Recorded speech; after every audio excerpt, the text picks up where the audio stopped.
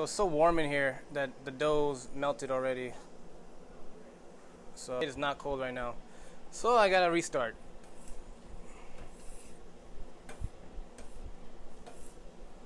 Well, fudge you balls. What's up, world? Thank you for tuning in. Today we're going to be doing something a little different than our other videos that we usually post on Wednesdays and Fridays. Rather than cooking one of my own recipes, I have been taking Masterclass courses, and I'm going to be making one of the recipes that I've learned along the way. Today we're doing baking pastry with Domique Ansel.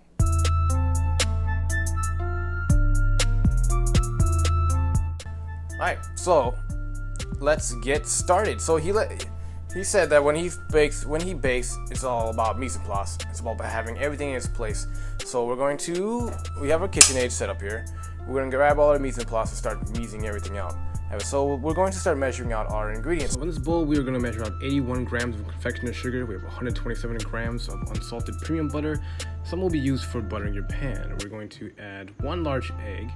And then we have 186 grams of all-purpose flour, some extra for dusting, and then we have about 47 grams of cornstarch. We got our whisk here, and he said it's important to mix the dries together first. So we're gonna add our cornstarch, flour, and salt together and get a little whiskity woo. Also, Domique said he doesn't sift his flour or any of his ingredients, so that gives me an excuse to not do it as well. So we're just mixing the flour until it's well combined. All the great. Alright, so our flour is well mixed. It looks well combined. So here's what we're gonna do. We're gonna add the butter to our little mixer bowl here, and we're gonna cream it together with the sugar for about 30 seconds. Let's get it. So the butter should be at room temperature as well as your egg and other ingredients. We're gonna cream this together until it's nice and smooth, but notice my paddle is too small for my mixer. So I'm going to use a whisk, and we're going to cream it until it's smooth, and once we add the egg, it should be at room temperature, but notice my egg was cold, so thus the butter started to curdle once again. I should have restarted, but I added the flour anyways, and I continued to roll out. So we're just going to fold it gently until the flour is combined, and then, we're going to take it and put it between 2 pieces of parchment paper.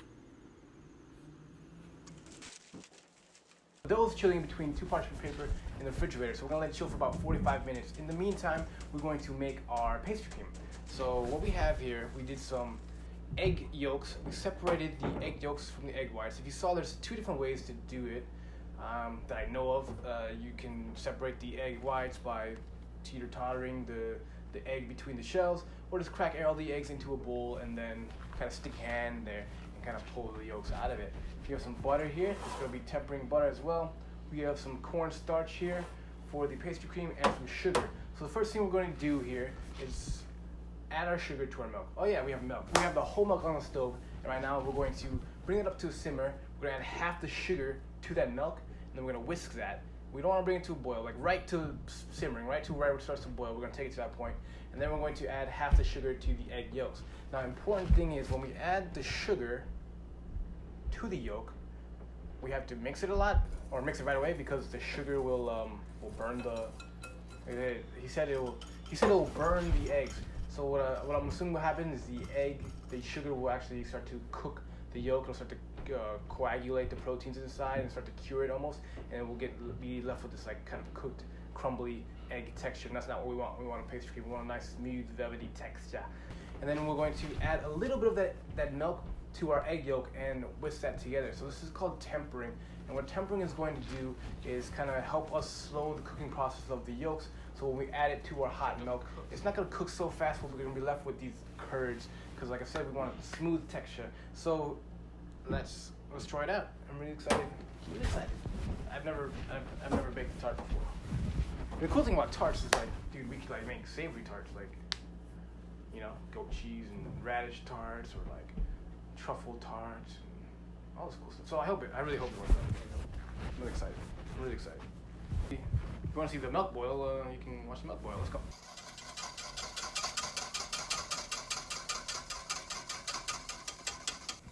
So I'm gonna keep whisking it constantly so that the egg yolk doesn't settle. I noticed, look at the texture already getting thick. You know, we're gonna form a figure 8 motion. This is gonna make sure we get all the parts of the bowl and scrape. And it doesn't seep back together. So see how it doesn't stay split? That's what we're looking for. So I took the pastry cream off the stove and let it sit for about 10 minutes, but just giving it a stir every once in a while to make sure that no skin forms on the top.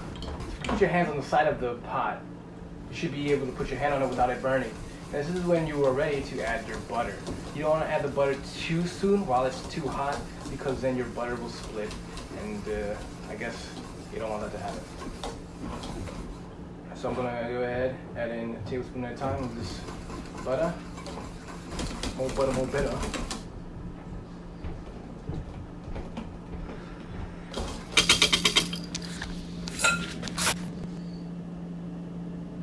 Yeah, just we're looking for that. It shouldn't come back together. Actually needs to be thicker than that. So I said we're gonna put a little cling wrap on top. We're gonna push this down all the way onto the curd so no skin can form. So did you not bring it up to a double boil? I did. I didn't. Because if you don't, that means you didn't cook up the cornstarch. What am I supposed to do? Cook it again? Yes.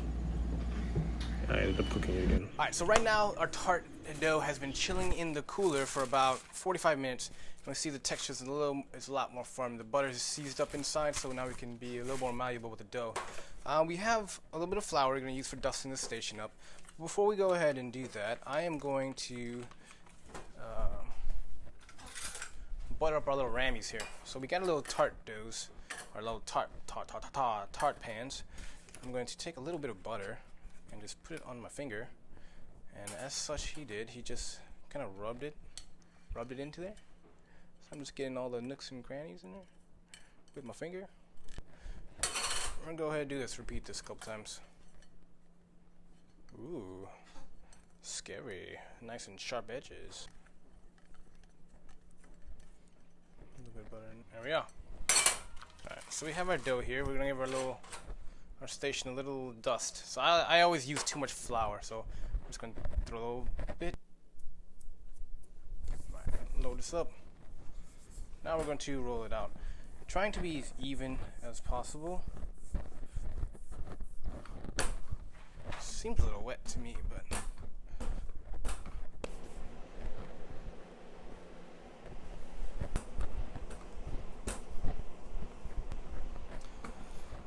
what I'm going to do here is just kind of roll it out into shape. Since I don't have the large tart size pan, we're just going to cut it out a bunch of different little circles.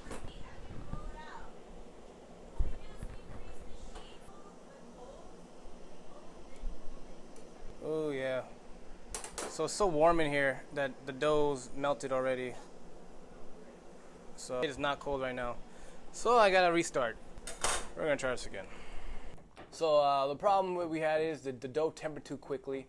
It's really hot in the apartment right now, so with all those studio lights and the poor ventilation and no air conditioning. So what we're going to do is we split the dough into two parts, two discs that we are going to freeze. And we're going to work on each one at a time so that we can roll it out quickly, sheet it out, all the same size. We're going to cut them out into about a ring mold, probably a little bit bigger than this ring mold. And then we're going to lay it into our tart, put it in there, and then we're going to blind bake these. So blind baking says is when he kind of covers the tart dough with some beans or some rice or something, then bakes off the dough into the oven.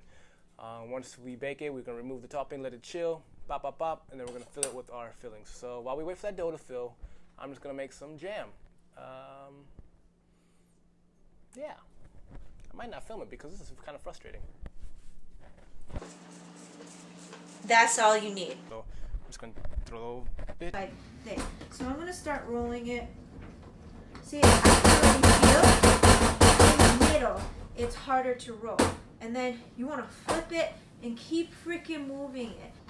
If you feel it's sticking already, then it's time to move it, you know? But this thing needs to be freaking cold, like cold ass cold.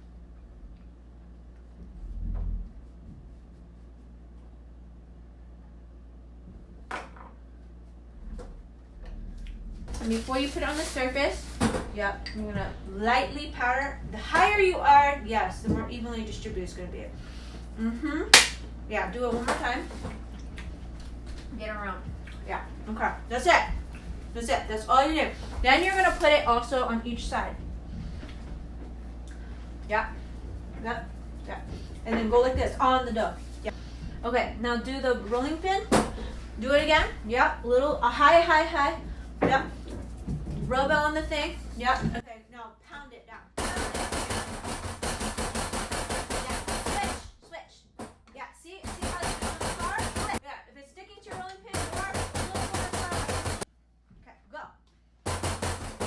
Switch again. Rotate. And start rolling. Okay, go. Go. Yeah. Yep, keep flipping it. Yep. Flip it. Other side. See that side sticky? Yeah. And then you can move it around to capture all this flour like this. But don't barely touch it, you know what I'm saying? See, this side is really thick and that side is thin. No, why'd you flip it? Keep flipping it. Do you see on this side it's really thick? You have to get that side. Yes, there you go. Yes. Okay. Keep going. Hurry up, it's getting soft on you. This side. Push down. Yeah, towards you. Okay. Do it. Right in the middle. Yeah. Give it a little. Take the excess off. Okay. And then you're gonna gently lift it and put it in this fucking pan. Why is this? I thought this was supposed to be relaxing. I thought baking was supposed to be relaxing. Okay. No. Put it on the thing. Okay. And the second layer and put it in the freezer. Go. I don't like it. So, my wife, I met her at culinary school. She studied in baking and pastry. So she's here helping me out a little bit with the tart dough, which I found rather frustrating. And what I found the secret was you have to work rather quickly with this dough because once it gets room temperature, it'll tend to be less malleable and it'll just kind of just fall to pieces. So it's frozen here, so we're just kind of warming it up quickly with our hands by turning it and flipping it and tossing it between our hands to make it kind of spread out evenly. And when you lay it into the tart shell, you can't really just push it down. You kind of have to lift it and then insert it into the crevices. So see how I lift and push, lift and push, lift and push, lift and push. Yeah. You don't want to play with it too much. See how it's. I just said use this side and do the. Let's see how many times she comes in.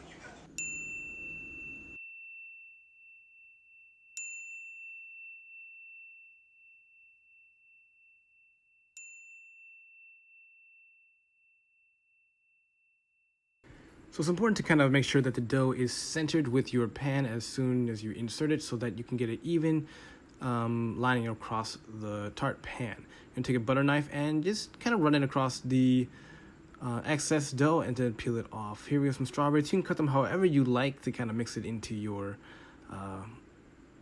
to garnish with your tart. And then the bottom of our tart shell, we added some of the strawberry jam which we made, and then we're going to pipe into our pastry cream. You don't want to overfill this. I learned that the hard way. So this was kind of fun for me to take this masterclass and to learn from one of the greatest pastry chefs of all time. And if you don't know who Domique Ansel is, I highly recommend you do some research on him or check out some of his bakeries or his items online. Or check out this masterclass even, because he's a great teacher, a great instructor, and showing you the basics of pastry and telling his story behind each one of his desserts that he creates. Every dish tells a story, and Domique Ansel's desserts are like a silent film. You walk by the case, and you don't really need anyone to explain it to you. You can just basically read the text in front of the desserts and just look at them, and you are captivated by their beauty, and you just want to try it. And that's something I have not yet mastered yet, but this is getting my feet wet and learning how to do the basics of baking and pastry. It was a lot of fun, very frustrating, but I'm glad I got to do this. So I urge you guys to go out there, take this masterclass, and learn from the greatest. Stay happy, stay hungry, feed your soul, feed your minds. Until next time, guys.